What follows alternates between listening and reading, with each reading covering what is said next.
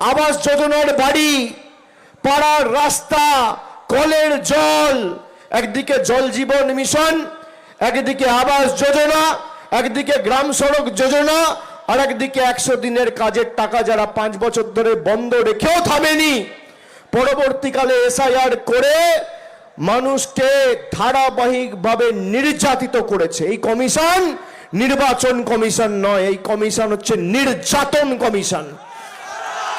যারা মানুষকে কোথায় কোথায় লাইনে দাঁড় করিয়েছে, হঠাৎ করে 10 বছর আগে নোটবন্দির নাম করে লাইনে দাঁড় করিয়ে দিল। আবার 10 বছর পরে এই মুর্শিদাবাদে কত লোক রয়েছে, 200, 300, 350 বছর ধরে এই মাটিতে রয়েছে।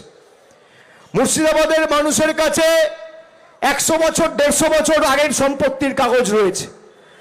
আজকে আমাদের লাইনে দাঁড়িয়ে নাগরিকত্বের প্রমাণ দিতে হবে নরেন্দ্র মোদীকে, অমিত শাহকে।